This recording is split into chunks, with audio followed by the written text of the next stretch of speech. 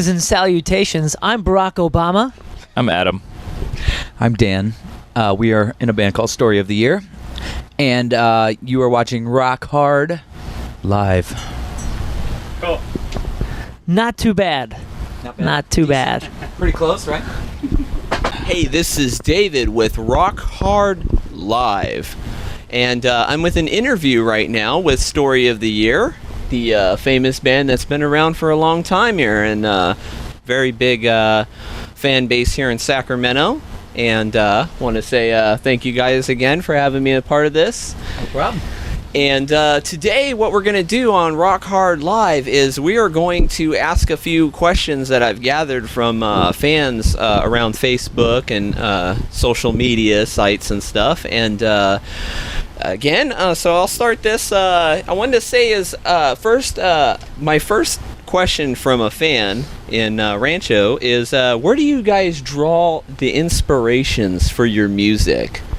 Barbra Streisand, Kenny G, Big influence. the usuals, Frank Sinatra.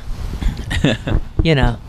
Yes. I'll give you a serious answer too, but those are serious stuff. That was very serious. We grew up together in We're from St. Louis, and we all grew up together, as friends from that city, skateboarding together and playing music together. And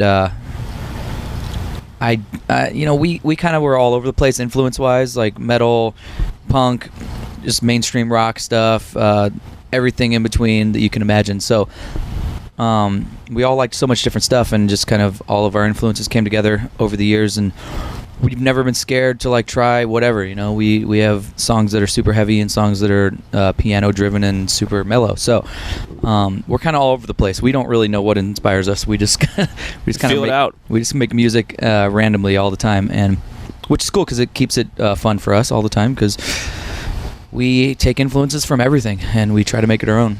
So I think that makes sense.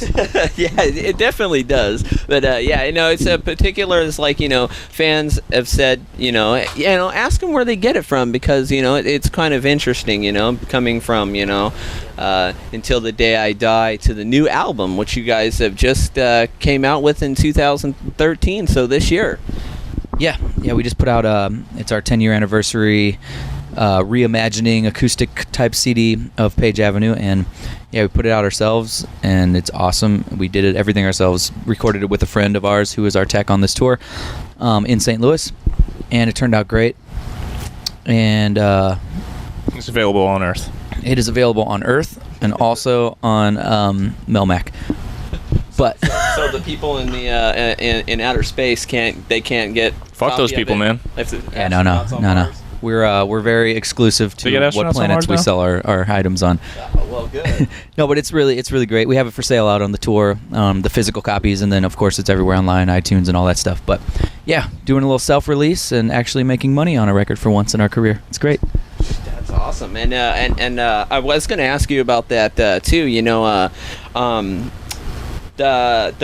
Everybody wanted to know what you guys went through in the last 3 years, because there was a hiatus in your CD from 2010 till now, and what took you guys that 3-year break? Yeah, guys, why did you leave me for 3 years?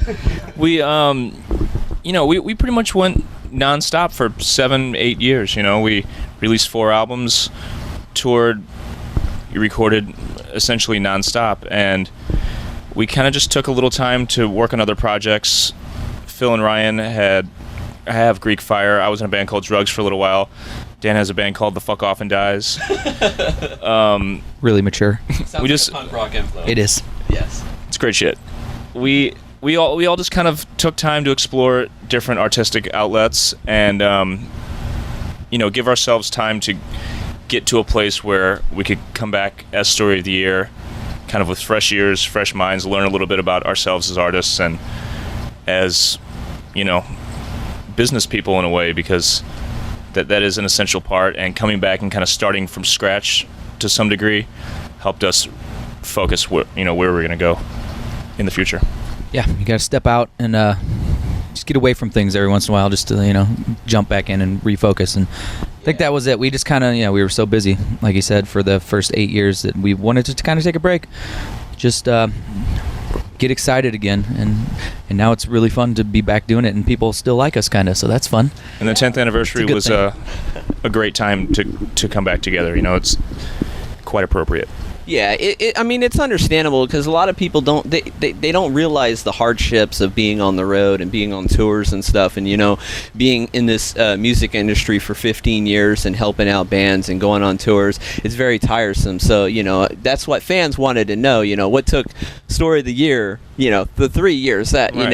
and people are still loving your music. There's a lot of fans, especially in Sacramento. So, I mean. And the last thing I wanted to touch as far as that goes is, in what kind of changes have happened since you guys formed in 1995? He went through puberty. Yeah, twice. Well, yeah, I mean, we've been playing music together since the mid-'90s in some version or another, but we didn't find the right lineup and get everything organized till early 2000s, maybe 2001 or 2. But yeah, I went to high school with Ryan and Josh, our drummer and guitar player, and we've known each other since we were, young kids. Comfortable on the tour bus, right? Yeah. And our band, our older bands played with their bands in St. Louis, and it was just, Point being, we came from an entirely different era in the music industry.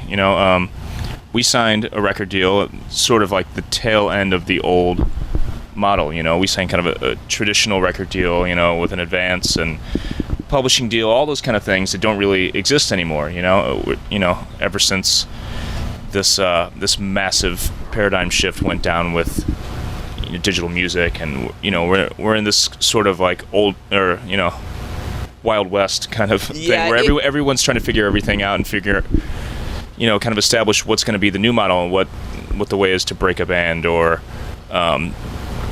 monetize your art and this and that. So we've lived through this transitional period, this kind of guinea pig phase, and you guys have made it. That's definitely sure, because I've seen a lot of bands come and go and just stay gone out of the scene, and there's some really good bands that have, they've disappeared for a while that came out in your guys' era, and you guys seem to have stayed strong. You guys have stayed in the music, gone through your changes, and drew from the inspirations from what you said. I'm sure Barbra Streisand has helped you out a lot.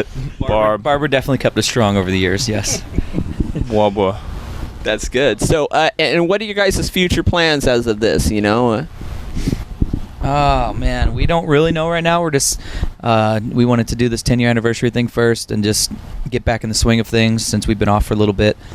We definitely want to start working on some new music at some point and do another record, but we don't want to rush anything, of course. We want to make sure at this point, since we have been doing it for so long, we have to make sure we put out something that we really love and that represents us right, and we got to do it right if we're going to keep doing it, and doing a tour like this, getting us kind of back in the swing of things with Story of the Year. Not that any of us really had a break from music at all, but getting back together and kind of refocusing is essential to deciding which direction to go or how the next few years are going to play out. So that's where we are right now. Okay, yeah, and go, coming back to that, the record label thing, I wanted to ask you personally, like, how is Rise Records like to be for you guys in your fit and placement? Like, how does it come into placement as far as like their record label compared to everybody else's? Like, was it a right time and in a right situation? Do we know anybody on Rise Records? We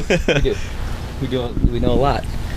We were actually on Epitaph recently for the last 2 records, and we've always had great experiences with labels. We've never had problems. We have friends that have had problems with their record labels, but yeah, we've always got really lucky. We've had great relationships, and we've been through 2 different record deals now, and currently we're not on a label at all. So despite the free plug.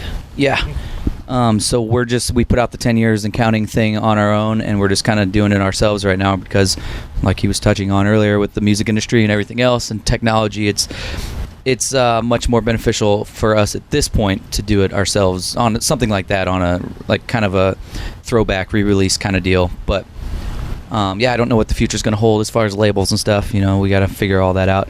We might continue to do things ourselves, or we might sign to another label. We don't know yet right now, but you know.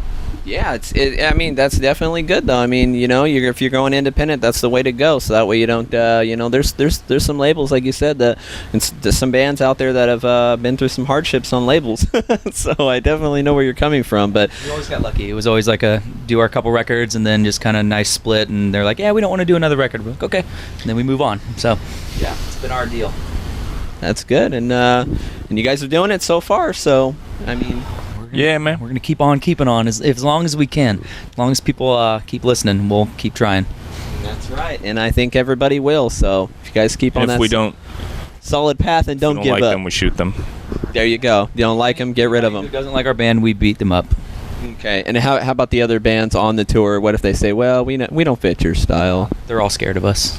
That's good. We hate Hawthorne Heights. We want to establish that right now. Yes. This is where we're going to start our feud. It's happening right now. Hawthorne Heights. It's going down. Band wars. We got beef. A lot of beef. Listen. Just to be clear, they're standing off camera right now, and they're all flashing us completely nude. They are. They're right behind Very me. nude. But I hate I hate those guys, and I can't stand their faces anymore. And I want to make it public that But the rest of them are that fine. we are mortal enemies from here on out. We were talking about how it'd be funny to do a fun feud with Hawthorne Heights. They're our friends. We're kidding. It works for hip Screw hop them. artists. We need some beef to get some press. You know what I mean? We need some. Yeah. You know what it is I think when you have the beef, you know, and you play, you know, you play that role, it gets you more. You know, they're like, okay, you're putting it in headlines. Bands are feuding right there. You know. So it gets you more pumped up. I think that's how people in the hip hop genre, they make it, most of the beefing and stuff. But you guys, I mean, you guys are solid, so you don't have to worry about that. All the bands are great on the lineup. Speaking, he hates beef. Oh, he hates beef. See, there you go. He no beef at all. So It's true. He's allergic to beef. We're going to start some cabbage with whatever scene bands are going right now, just to stir up some press. yeah. You know, you got tofu with Hawthorne Heights. So again, you know, we wanted to say, you know, thanks again for the interview, and all the fans, you know, are out there. They're going to be excited tonight. So Where? well, all 5 outside the bus They're out right there? here. You guys, They're all out there. That's Hawthorne Heights. They're inside because the show already started. It's a lot of bands on the tour. It's a quite a package, and it's a good night. It is quite a package. It's quite a package. can't wait to see it tonight. So again, from Planet Earth, you know, hopefully they buy the CDs. Absolutely. Thanks for taking the time. No problem. Thank you guys again with Hard Rock Live. Rock hard rock. Oh, see, you messed it up. You fucking blew it. Cut that out. my fault. You want me to redo it? No. I'll save it for bloopers. Okay.